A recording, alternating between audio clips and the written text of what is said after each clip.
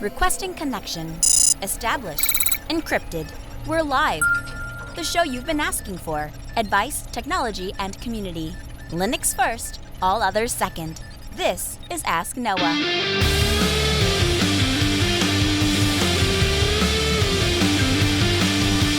Live from Altispeed Technologies, the Ask Noah show starts right now. This is the show where we came to do all the things on Linux they said couldn't be done and take your questions on how to do the same. The phone lines are open this hour to be a part of the program. It is a free call, 1-855-450-NOAH. That's 1-855-450-6624, or send an email to live@asknoahshow.com. My name is Noah Chalaya. I am your host. Delighted to be here with you as another episode of the Ask Noah show kicks off this hour. Joining me, my co-host, Mr. Steve Ovens. Merry Christmas, Steve. Merry Christmas. You know, this is the time of year where we tend to really think about people with birthdays, and whether you celebrate the birthday or not, that is really kind of the whole genesis of having the celebration this time of year. And one of the things that comes with birthdays is presents. And kids love to get into presents. Me too, Steve. Me too. I love presents. Well, so are you going in the closet and trying to dig in the presents early? Absolutely, I am. My wife has to hide them from me, Steve. So I guess this is kind of the genesis for the little adventure that you came down for. Well, I guess it was a side quest from the adventure that you guys came down to help us out with. Actually, so there's three. As going into the show, we thought there was two, but there's three. Primary quest number one, and we're going to get to all of them in the show. Primary quest number one was get Steve a video access from his lazy spot without having to, involving any manner of tripping hazards or whatever else. Check. Success. Yes, did that. Number two was come to see your Christmas tree. Tell me about your Christmas tree. So every year I add a couple of songs to the Christmas tree. Well, what does that mean? Since about 2020, maybe 2019, I started getting into programming my Christmas tree, not with WLED, but with sequencing through, I guess, a Raspberry Pi and Python. And I like to tinker with things, and so I have a box. It's an actual nice wooden box that my dad, who's very good with woodworking, made for us. And inside of it, it's got all of the electronics to control regular string lights that you just buy for $5 wherever you get them. So there's a smart relay in there, and I hate that term. They call it a smart relay. It's not. It's a solid state relay that has like DuPont headers so that you can control them with like a microcontroller. So it's got that in there to control the power on and off, and it's got a Raspberry Pi, and then of course we also have individual addressable LEDs on the Christmas tree. And so every year I pick a couple of songs and I sequence the songs. And so I really enjoy that for the most part. Sometimes it's really frustrating to get the timing just right. But yeah, I really enjoy doing that. Can you talk about the origin? Like, what makes you decide, hey, I want to make the Christmas tree dance to music? And then in a very Steve-like fashion, does Steve go with the box solution? Absolutely not. Does Steve go with Steve, you figured it out yourself. You're like, I'm going to sit down and I'm going to get myself some Python, and you're going to go to town. Yeah. So the slow part of the process is often trying to come up with a new sequence that works on the tree. Not even the timing. The timing is a pain, right? I wouldn't call it hard. I would just call it tedious, right? Oh, I got to move this 200 milliseconds forward, and that one needs to stop, and like getting all the pauses right. But what takes a little while is you have to think of a sequence that you can do that it doesn't require an engineering degree to set up the tree, right? So the sequence has to look fine regardless of how the tree gets wrapped every year. Because my wife sets up the Christmas tree, and she has her own traditions around setting up the Christmas tree, and glass of wine and a Christmas movie on the projector while she's setting up the Christmas tree. And she kind of takes her time about it. And so I had to design something. Like, you can't have a high engineering expectation for setting up the Christmas tree. She just has to be able to toss the strings up there. And so things like designing an equalizer effect, that took me far longer than I'd like to admit on the air, let me tell you. Because if you were hanging your lights vertically, it would be a cinch. but the lights are wrapped around the tree, and then they connect to another string that wraps around the tree, and it's not exactly predictable how many LEDs are visible from any vantage point. And so there's a lot of math, more math than I would have expected that has to go into it. So you sat down with a pair of headphones and you actually went through step by step, second by second, in some cases millisecond by millisecond, through one song until you got everything absolutely perfect. And then when you got done, you did it again for the next song. And when you got done, then you did it again for the next song, so on and so forth. And you just kind of worked your way through. Yep. I'm up to about 10 songs now in the last 5 years. So do you publish these anywhere? Like if somebody else is trying to do this, how hard would it be for them to get up and running what you have going?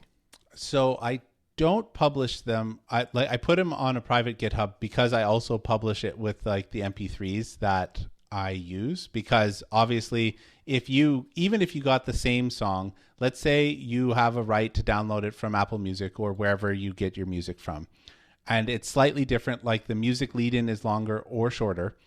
For example, one of the songs that's on my tree, the version that we have is shorter than the one that's on Spotify. And my wife put it on Spotify as when we were in the truck. And I was like, I had no idea this song had an extra 45 seconds in it. And so all of that makes a big impact, right? So even if I published the code, it wouldn't help anybody unless you had the exact, if you'd paid for the exact same version of the song that I did, right? And so there's a problem with timing there.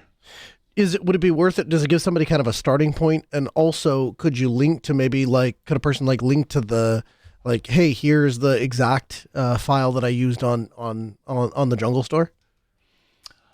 You know what? I'm not sure. We've got a scattering of music, and I want you to support your artists, right? This is not a pitch for piracy or anything like that. People are going to do what people are going to do. I don't want to run afoul of any sort of thing because it's just a goodwill gesture. No. I'm not suggesting posting the MP3. I'm just suggesting if you put a link to the Jungle Store, here's where you could buy the exact same song that I'm using. Yes. You see what I'm saying? Yep. No, I understand. But the problem is that I don't remember where they all have come from. So over the last 5 years, our music taste has changed. We've moved countries, all of that sort of stuff has happened. And so I don't know, I didn't record that. So I just stashed the MP3s and it is what it is. Okay. So it's I saw it in person. It's very, very cool. It's very, very entertaining. It's mesmerizing. The kids are sitting there literally just watching it, one time after the other, picking a song. And then you have a little touchscreen device that you're using to control it. Tell me about that. There's it's called a Nextion screen. So Nextion. And it is... I bought this back before I knew any better. I've had them for years and years at this point. We've been here 5 years, and I had them probably at least 5 years before that. They're still really good, but the reason why I preface that with that is the IDE is only available in Windows. And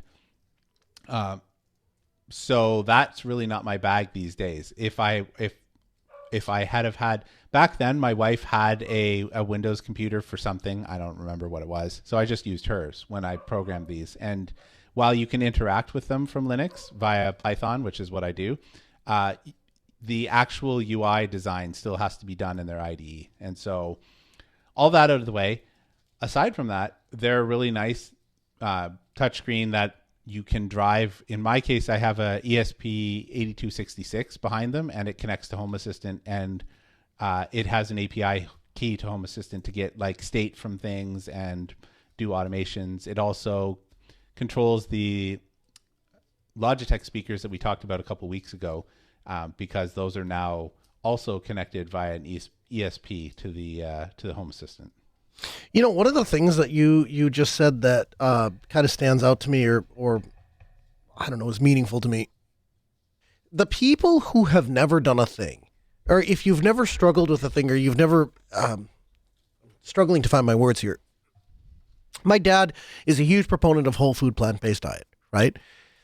The problem is he doesn't have the desire to go eat foods like you or I might, right? Well, you're actually a terrible example because you're just like nourishment, whatever. But to those of us who are foodies, like there's a deep desire to go taste, these various kind of foods. And so the problem is, it's not a problem for him to live without those things. If he doesn't eat a steak, it's not like he goes to bed every night thinking about it. Now, he would tell you that he can appreciate a good steak and used to eat them and it was fine, but it doesn't really bother him. If I tried to give up eating steak, it would be like all I could think about every few weeks, like, gosh, I want to go to my favorite place and go down a dead cow.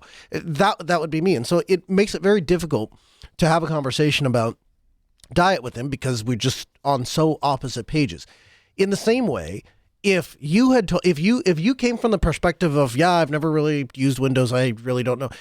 There has to be a question of, well, do you really know what you're missing out on, or do you really understand what you're doing when you say, like, oh yeah, I'm only going to do the Linux route or whatever. Once you've had the opportunity to try all of the things, or particularly in your case, when I hear you say, like, I used to go and I would download this IDE and I would go doing this thing, and these days I do that.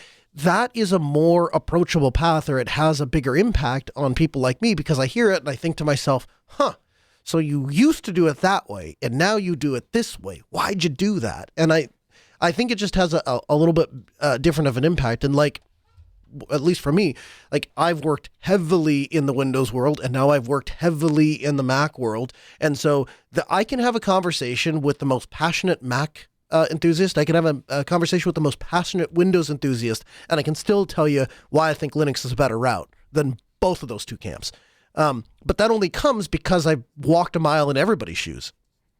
So, embarrassing moment today at work.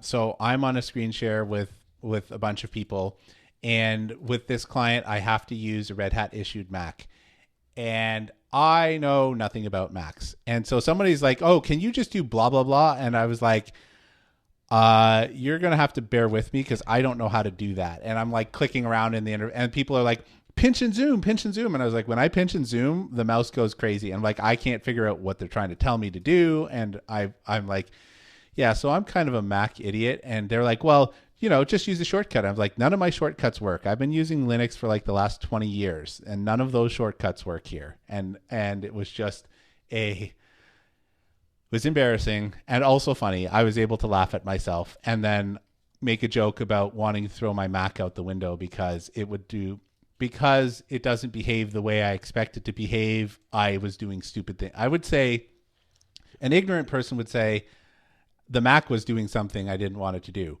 I was telling the Mac to do something I didn't want it to do. That's the end result there. And so it was embarrassing. Here's the thing. To a degree, it's one of those things. It's not your wheelhouse. I mean, I think you've said more than once, like, it's one of those things, like, it lives on a totally separate network, doesn't it? It lives on my guest network, and I use Rustdesk to talk to it. Like, so it's treated as an outsider. So it's an external, untrusted thing that you remote into to be able to do a thing, so to speak. It is, and it also sits on my floor. You saw it. It sits on the corner in my office in the floor, because I don't know, why would I let it take up desk space? Mm-hmm. And it's not hating on Mac necessarily. It's just like, this thing is completely foreign to the way that I'm used to doing things, and I know so. Somehow I've been able to survive 10 years at Red Hat only working on Linux, and this is the first client that's had this problem. So Red Hat has specifically only loaned this to me as part of this project. When I'm done this project, it's going back. So it doesn't even deserve the time of day to like set it up and think through anything. It just sits on the floor, and I fumble my way through when I have to. Interestingly enough, I got to be careful how I say this. You should be able to live in a Linux world if you're working for a company that sells Linux as their primary thing. And I before I even came out of my mouth, before I even started to say it, I know solutions company and AI first. Now there's a laundry list of reasons of why what I just said is not accurate, and I know that. At the same time, like dog fooding. Well, so here the issue that we're running into is largely endpoint security. And so the endpoint security that Red Hat pays for is part of the contract that we have with Apple for whatever. I don't know. That's beyond my pay grade. But at any rate, in order to access this client's network, that's what we pay for.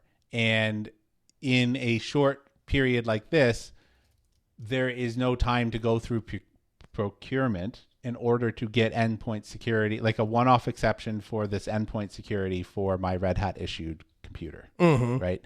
That's just what it boils down to. And so it is what it is. And so essentially what you're saying is they need, and the client wants you to have endpoint security. They will not let you connect to their VPN if you don't have it. Like their VPN client like scans for endpoint security and talks to it via, I don't know. All of this is beyond me, but it makes some sort of, like, you watch it when it connects, you get a bunch of green check marks, like exists, this is okay. Like you get all of this feedback and then it lets you on. Interesting.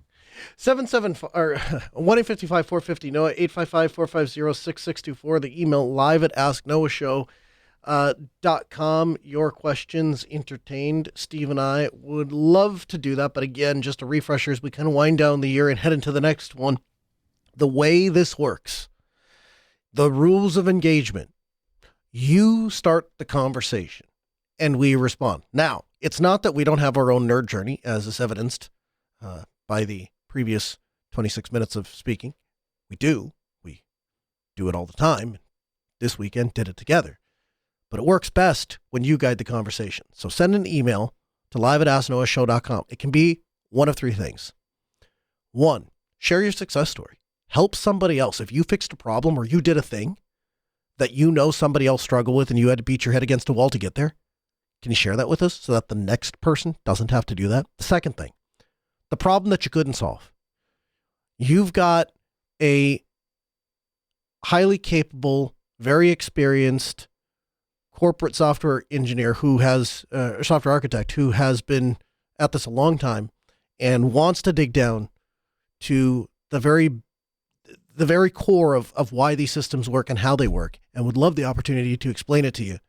And you've got a guy who has some experience doing that at all levels of business. We would love the opportunity to come tell you how to solve your problems. We're pretty good at it.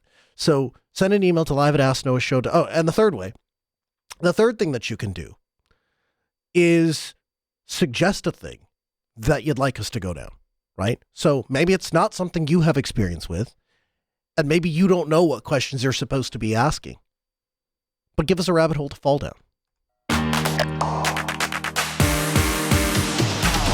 Okay, so thing number one was look at Steve's Christmas tree. We sat around, we watched, fun was had by all, enjoyment, oh. The next thing, Steve put me to work. So we decided that we were going to go install a device called a SwitchBot. So take me back to Black Friday, Steve, if it was a Black Friday thing, but take me back to when the purchasing decision happened. Why did you, tell me the story of how the SwitchBot came into your life.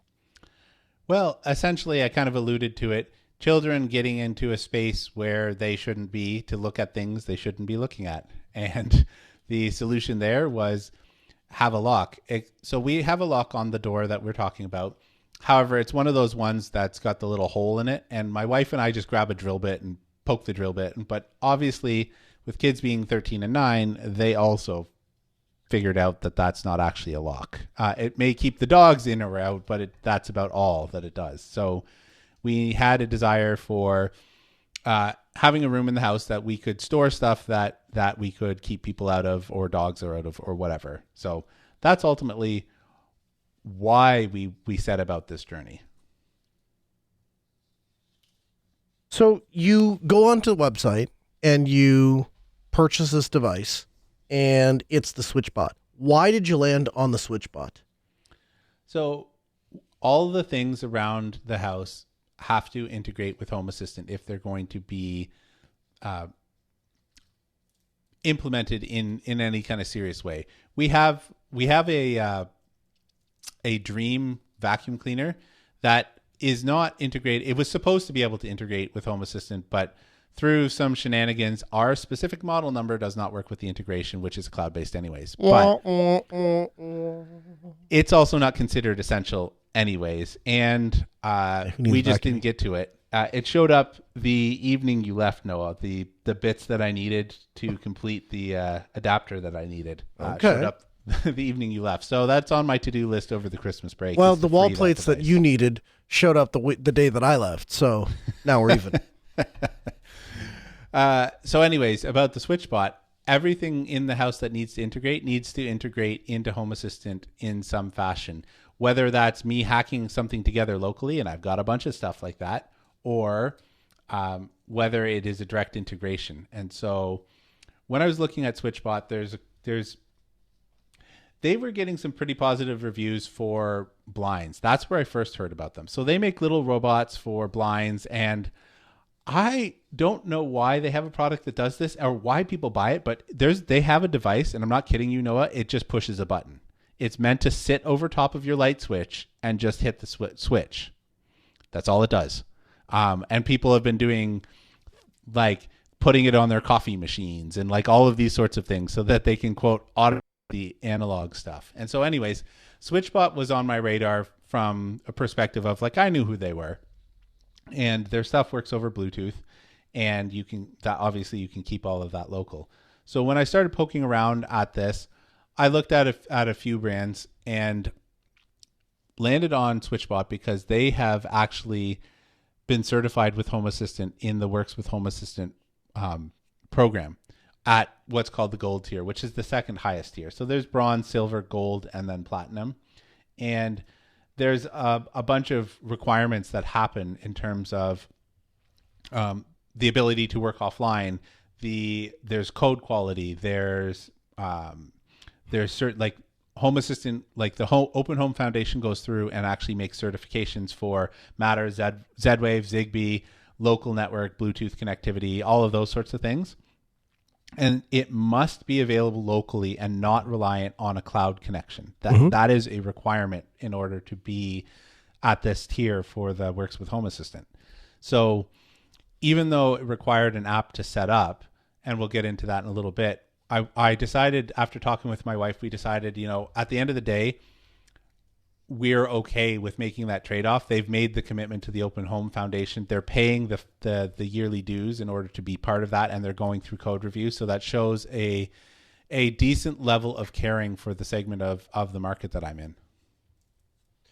There's probably a side conversation to be had. There is value in bouncing ideas or doing value-based decisions based on other people, right? And what I mean by that is you and I were having a conversation a few weeks ago, and then we kind of touched on it again when we were talking in person, by way of there were some, just like you used your integrated IDE on Windows, and you'd say, today, I wouldn't make that the same decision.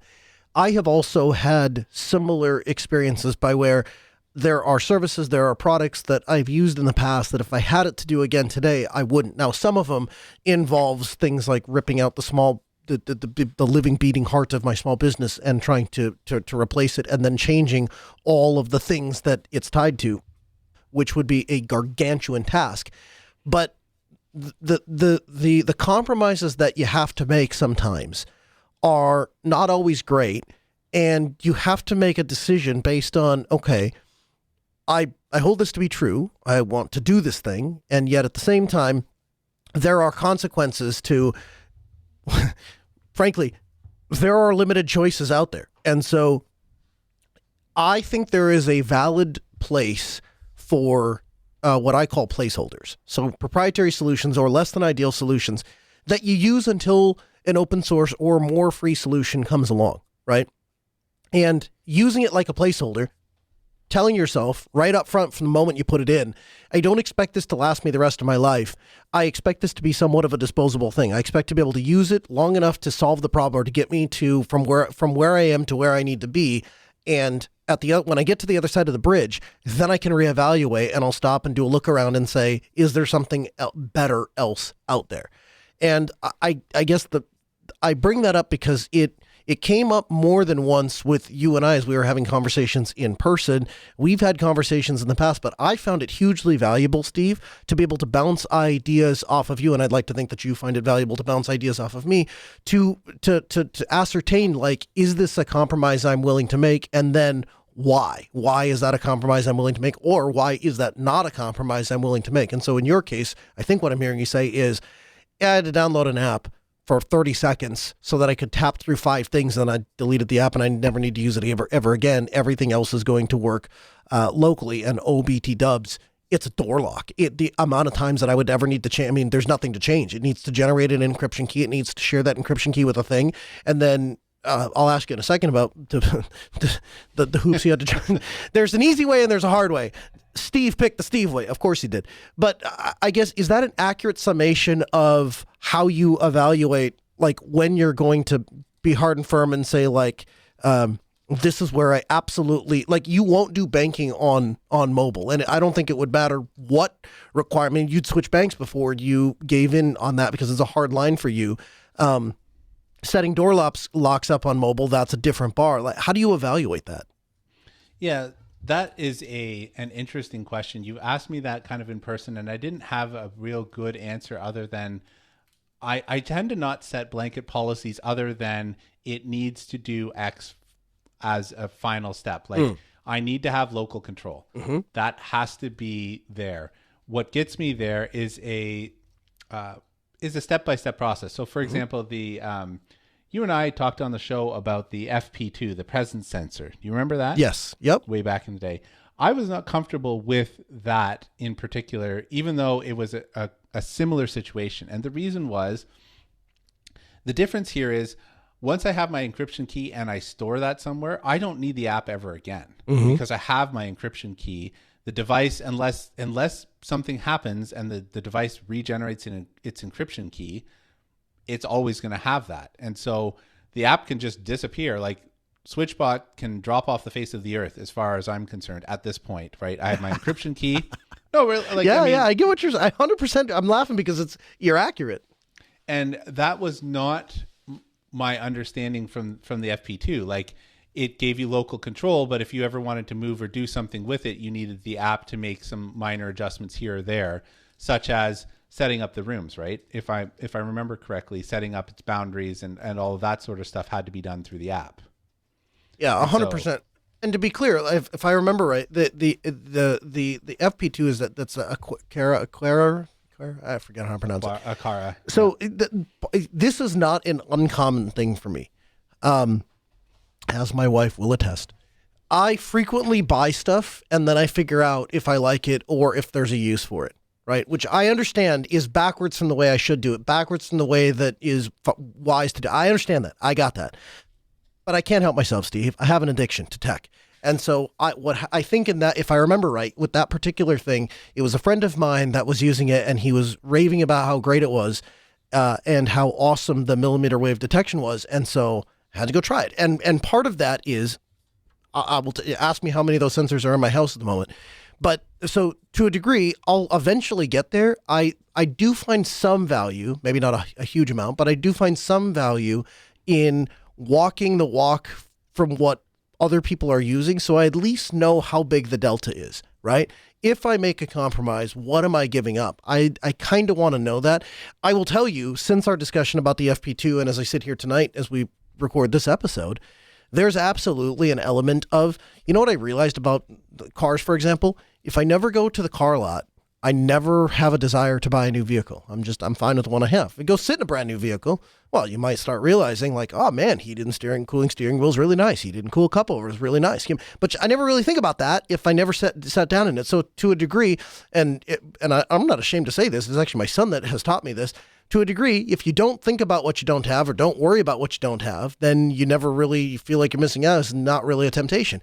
It's once you go in and start thinking about it, or once you become aware of the delta, that's when the mind splinter starts.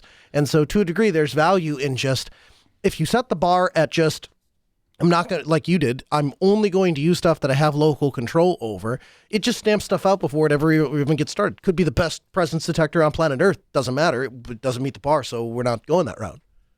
You know, if I could draw a Christmas parallel here, what you've just described is actually the principles of gratitude. So gratitude dies when people are constantly thinking about things they're missing out on. Where gratitude thrives is the concept of it's enough, right? When you live in a concept of it's enough, I have enough, I don't need more, that's when gratitude happens. And there, I don't want to go down this rabbit hole in this episode, but it might be interesting for us to explore some of the psychological principles behind what you just said, in terms of like, hey, I have this thing, but I could have something else. And there is an absolute normalization that happens when you want a new thing because it's new and cool. And then after some period of time, usually a couple of months, that thing just becomes life. Just like your car with no cup heating becomes just the way it is, right? And so there is something to be said for, if you stabilize your life at a specific point and just have gratitude for what you have, then you're not really worrying about what you're missing out on. Yeah, 100%. I'm not expecting you to go deep. Like it's fine. Like it does make some sense to say, hey, we'll come back and we'll do a thing, a full episode on the concept of gratitude. But would you mind just touching briefly on gratitude? Just because I know from a personal standpoint, this is something that I don't know if it's always been or it's something more recent, but it certainly in the last, like I would say 2 years, has become an extraordinarily predominant part of Steve's personality, or something you comment or reflect on like frequently.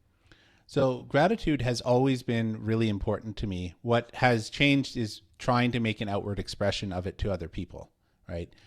Because I'm not the most cuddly person, right?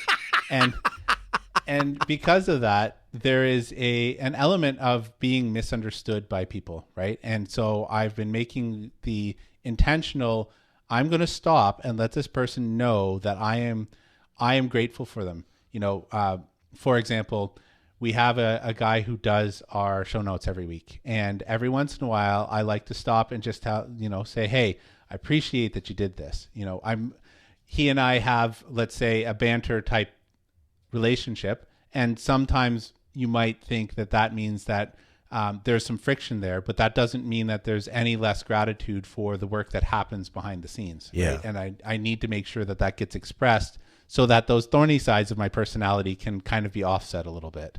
Yeah, one of the things I appreciate most is you're very much a through the front door kind of person, right? Like I was explaining this to another friend of mine. We were talking about, I told him, I said I was going to Steve's house, and we were talking about our experience and that sort of thing. And I told him that the thing that I like is I always know where I stand with you. If you don't like something I do, if you're like, where did you put, did you close the attic? I'm like, I don't know. Okay, well, because if you don't close the attic, then all the hot air will go from the garage up into the attic. You're not angry. You're not like slamming tools around. Well, fine, I'll go up and close the attic if you can. There's none of that. It's just a very matter of fact. Like, did you do this thing? You didn't do this thing. Here's why I would have preferred you do this thing. And it's very matter of fact. It's very direct. It's very right through the front door. So it never once crosses my mind like, gee, I wonder if Steve's angry. I wonder if Steve's upset. No. If I did something, I'd hear about it. You would tell me. You wouldn't hide it. You're not ashamed of your feelings. And then on the other side of it, the second you're on the other side of it, then it's done. And it's not like that came up ever again. It was 3 seconds, and then you move past.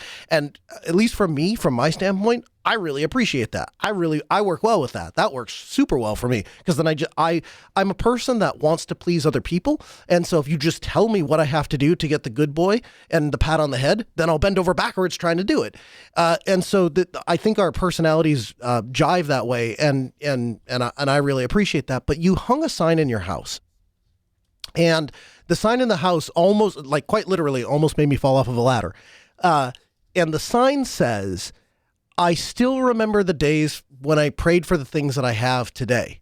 And it was one of those things where it caused me to have a second thought. I was like, man, that's impactful. Because it's one of those things, like as a kid, as you're growing up, you're like, when I grow up, I want to have, or I hope I have, and when I start thinking about like, well, looking back at 40 something, like, this is awesome. This really hits all of the marks. The thing, like, working in IT and working with open source and working with Linux and being able to leverage those things. And as a kid growing up, like I absolutely lived. I mean, it left a deep impression on me.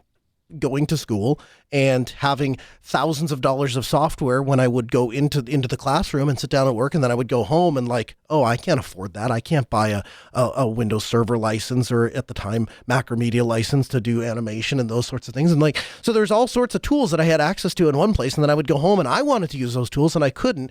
And it was just so deflating to me that like, I don't have access to this technology. And then by contrast, now, not only do I have access to it, but our kids have access to it, and they get to grow up and live in a world in which they get to leverage all of those things. One of your kids was running around with a shirt that says "Open Source Kid," right? And so it's little things like that just kind of jump out at me like, man, that is so true. There's so much of an aspect of, if you're really honest with yourself, if you look at where you're at today, and certainly this is not true for everybody, and certainly this time of the year, I'm sure that stands out like a sore thumb, that this is not true for everybody. But I think many of us, if we're honest with ourselves, are at a place in life or are living, especially if you're living in this country, where you're living in the top 1% of wealth in the world.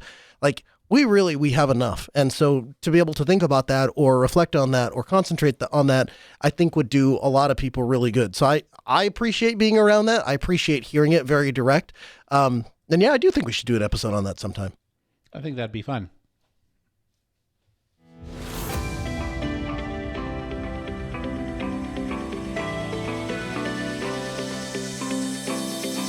So the primary thing that Steve and I set out to accomplish this last weekend was getting some structured wiring done in Steve's house.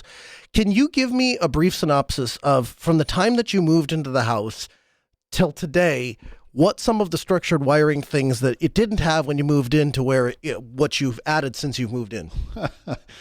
Oh man. So 3 hours later. Yeah, right.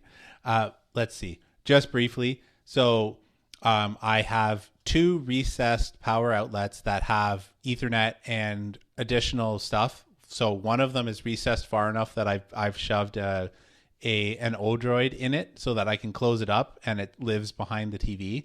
And so we call that the comm center. There's a nice TV with a speaker bar and a wall mic, like a nice conference wall mic that Noah helped us pick out. So that's been one of the big things. I have not 1, but 2 projector rooms. And the reason for that is because for some reason, the friction was just really high to go down into the basement, into the projector room for stuff that my wife wanted to do with school. So she's involved with homeschooling, and so sometimes there's lots of people that need to have eyes on it. So it was handy to have a projector. Funny thing, that projector that's upstairs, Noah, you know why it's upstairs? Why is that?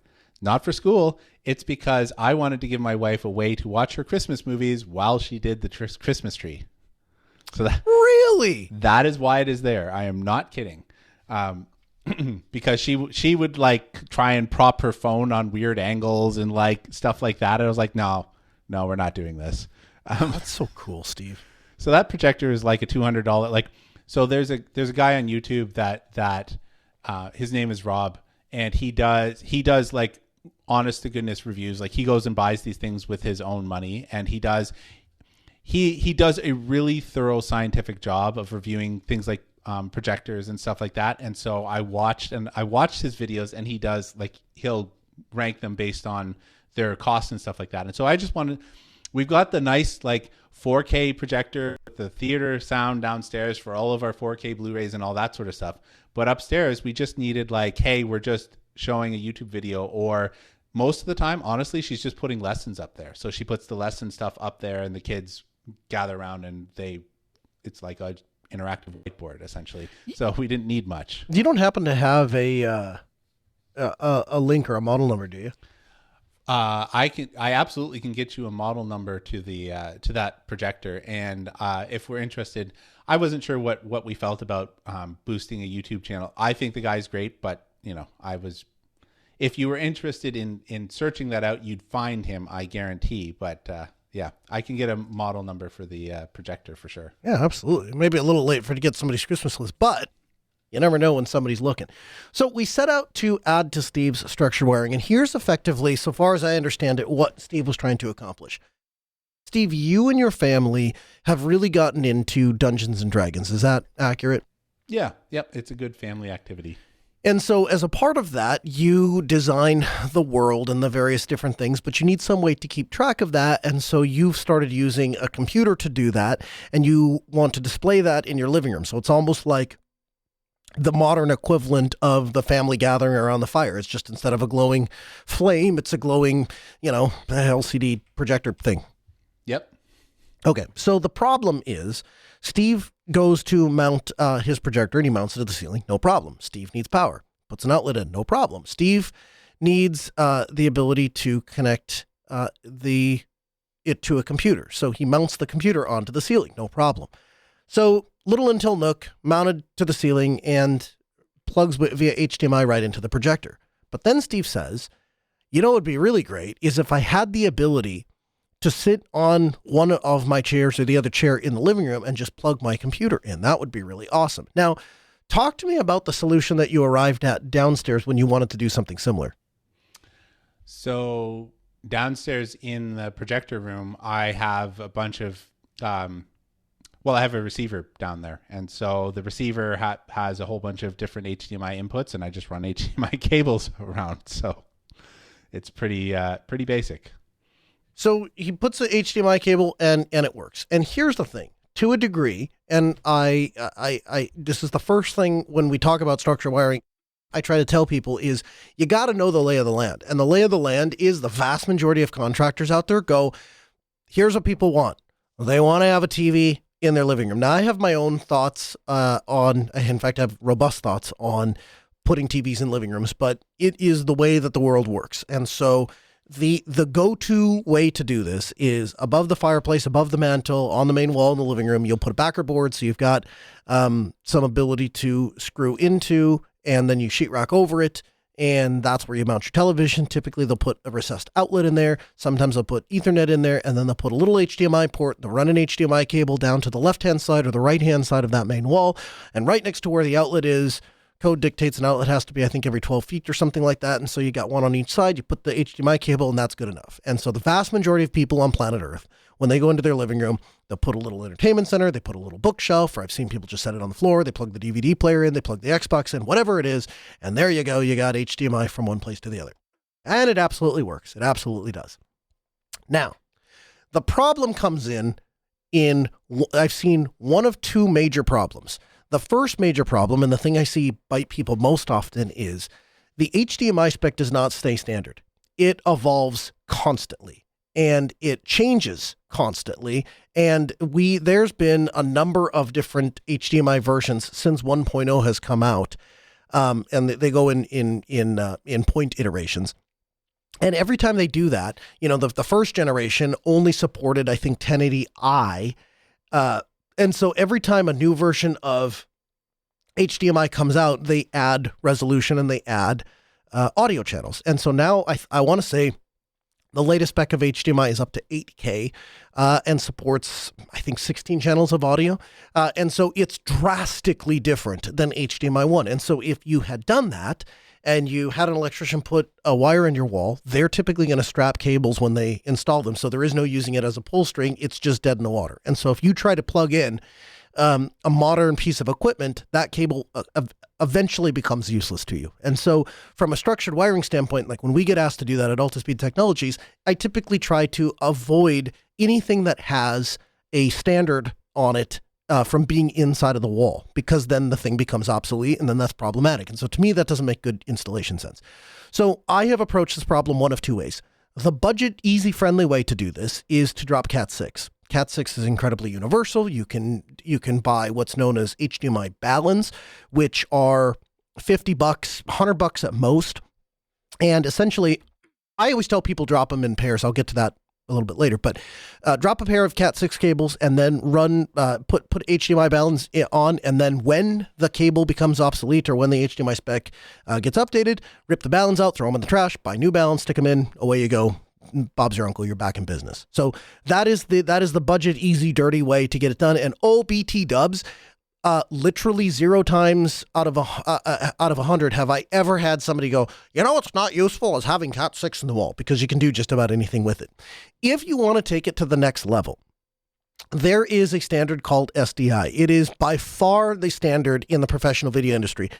You go into any Hollywood studio, you go into any TV studio, you go into any modern church. Anybody that's doing stuff with professional video is using SDI, and here's why. First of all, it's been around since the 1980s, and so people have been. The professionals do not like to change things.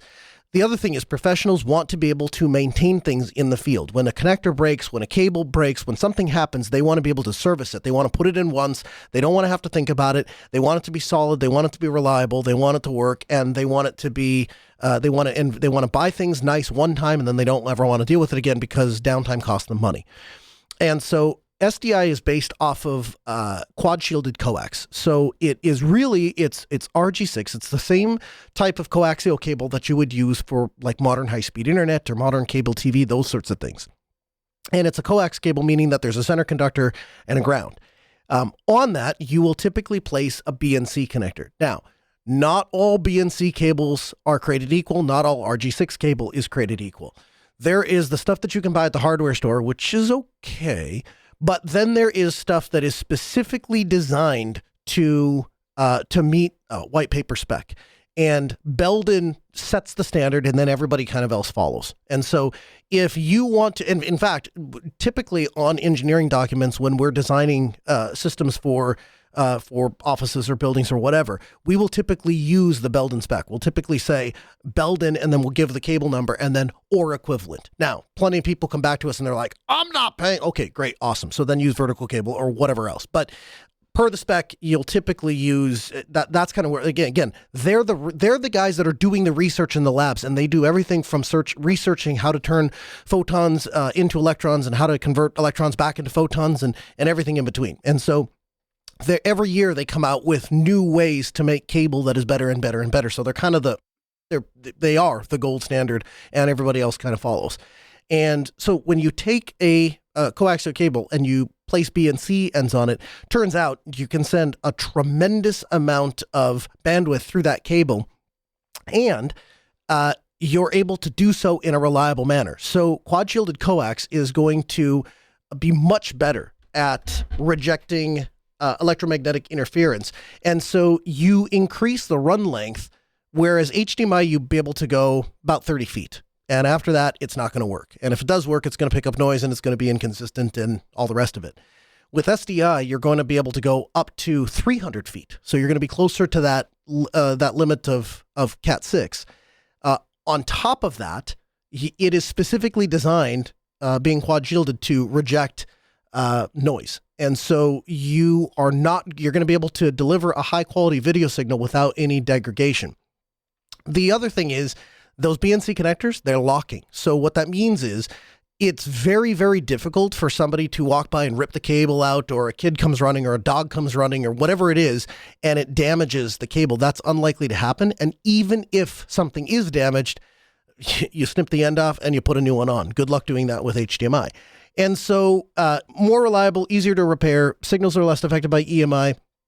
They're designed for uncompressed video signals, the locking connector, and a greater distance. All of those reasons make it a better way to deliver a video signal from point A to point B. So what we did was we went up into Steve's attic and we dropped RG6 quad shielded coax down to both parts of his, where his chairs are. And we brought it up into where the projector is, and we dropped those out. On the other side, Steve, you have like an entertainment thing, a little entertainment center, which is if I woke up and I were in your shoes, that's where I would be putting all the electronics. And indeed, that's where all of your like home router stuff is. So we dropped SDI up there and went back to the projector. The idea being that if you ever wanted to relocate the Intel NUC, which is currently on the ceiling, or you want to upgrade it, or you want a more beefy computer, any of those things, you've got the cable in place to do that. So we did those drops. We got everything all set up. And then the new problem is, so great, now he has SDI. The problem is, Steve, I don't think your wife was cool with dropping a few $1,000s on a brand new state-of-the-art Sony projector with SDI 8G or 12G inputs, right? Given that we paid, I think, $200 for that projector, no, that would not fly. Okay. So, what to do? I know. We'll convert HDMI signals to SDI, and then we'll convert back. So how do we do that? Well, there is a device, and I'm telling you, it has to be the best magic trick in the video world anybody has ever taught me, and it's called a decimator. So the decimator is they're a red box, and I guarantee you, absolutely guarantee you walk into any conference venue, you walk into any professional production, you walk into any TV studio, you will see one of these devices. They come in two flavors. One is just the SDI to HDMI converter, in which it will, and it's bidirectional. So it will either take an HDMI signal and spit out SDI, or it'll take an SDI signal and it'll spit out HDMI. You can go either way with one box, which that's the first thing I like. They make a fancier version that is a full-on scaler. And this thing is an absolute must-have in your video toolbox. And anybody who's dealt with professional video has dealt with this problem. So person walks up and goes, I need to play a slideshow, or I need to play this video, and I just got it here on my laptop. And then God only knows what's going to come out of that laptop. It could be anything from a 1366 by 768 display to some 8K high resolution. You have absolutely no idea. But here's what you do have an idea of. The second that person walks away and the next person walks up to your booth and says, yeah, I need you to plug in my laptop, and that's going to be something entirely different. And so the problem that you run into very quickly is that professional equipment is not designed for that. It is absolutely not designed to take every video input known to man in all manner of different resolutions and screen aspect ratios and frame rate sizes. It just isn't designed for that. And so equipment gets finicky, and oftentimes, and you'll see this all the time, for places that don't have this, they walk up to plug a thing in, and you plug it in, and I don't know why I can't get a video output. I have the setting. I can't. So what the decimator scaler does is it eliminates all that. The decimator scaler presents itself to the laptop and says, yo, dog, what can you send me? And the laptop can send it whatever it wants. It can send it to 720. It can send it 1280 by 768. It can send it 1080. It can send it 4. It doesn't matter. It sends it whatever you want. And then on the decimator itself, it's got little buttons and it's got a little screen. And you tell it, hey, my professional equipment expects on this SDI port to have a 1080p 30 frame per second signal. You got me? Decimator says, I got you. And so no matter what you feed that thing, you could literally use a little composite video thing and send it a 480 signal, and it will do all of the various different things it has to do to scale the image up, to get it to the right aspect ratio, to get it to the right frame rate, and it presents a perfectly consistent signal to the professional video thing on the other end. So that's half the battle. The other half of the battle is it maintains that connection. That last part is really important. So effectively what it's doing is, if there isn't anything connected on the input side, it says, yo, I'm a 1080p signal at 30 frames per second, and I'm playing black. Here you go. And so it's sending the signal. It's sending the signal. So from the professional video equipment side, it's going, oh, I have a 1080p signal. And then that signal scales, changes, whatever has to happen from when it gets an input side, so that from the professional video side, it never changed. It just knew that it had a signal the entire time. Similarly, then, on the input side, it's constantly presenting itself, whether or not the professional equipment is on, whether or not it's working, doesn't matter. The decimator is always saying, yo, I'm an output, what can you hand me, so that the computer can see it and you can configure it and all the rest of it. And so it is an absolute godsend when you're trying to deal with all manner of equipment to get it to a consistent way where it's always coming in on the other side in a professional way.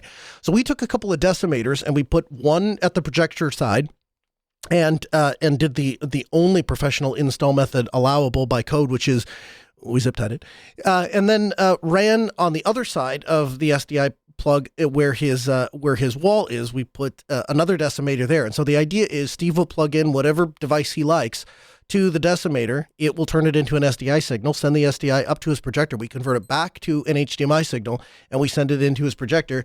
And now Steve can sit back in his skippies in his living room and play on his laptop, and it shows up on the projector screen. Hooray. Unfortunately, it's red, and very, very, very red. You know what? I was talking to somebody after I got back. Apparently, you can paint them. So they're steel, and they're designed. There's little cap things that you can put over the SDI the BNC connectors. And there's a little plug thing that you put into the USB thing, and then you can paint it. So you could actually paint it white if you wanted to. I mean, she'd probably be down for that. You'll have to we'll have to get in that in the show notes, as well as the keystones in the show notes. Yes, actually. So the keystones arrived today. So two things happened. So before I left, like actually weeks before, when we were talking about this project, I ordered some keystones so that I would have them. Do you think that they showed up in time? No. They arrived literally the day we were installing it when I'm in Sioux Falls. But as it turns out, it's a blessing in disguise, because the ones that, when we're doing professional installations, it's almost always you're matching, if you know, we're going to get down too far in a rabbit hole. But basically, there are little wall plates that will take like XLR or Ethercon or whatever it is you need, and they're typically black in color or silver in color. And so most businesses want black in color.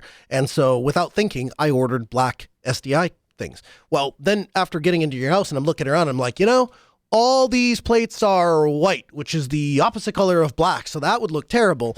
And so I actually went back and ordered white SDI keystones. And so those are, I think, being delivered today. So I will get those out to you. And yeah, we'll have links for all of those in the show notes, podcast.asknoahshow.com.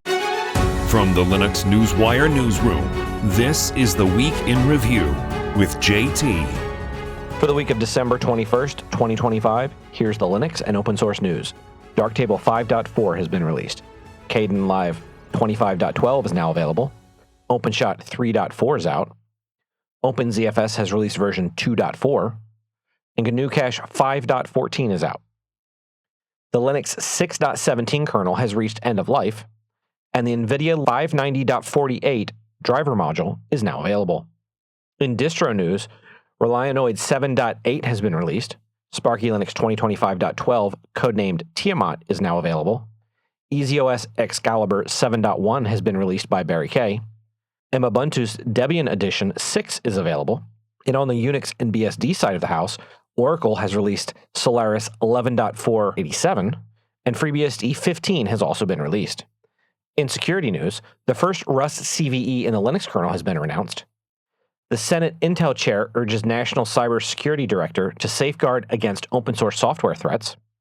North Korean Beavertail malware sparks attacks across the financial sector. Evidence suggests it originated from a malicious NPM package hosted on GitHub or GitLab, behavior that aligns with the Lazarus Group's history of exploiting supply chain vulnerabilities. In open source AI news, MIT and Recursion launch an open source protein co-folding model accelerated by NVIDIA. NVIDIA has released new Nemotron open source AI models. Anthropic has announced Bloom, an open source tool for researchers evaluating AI behavior.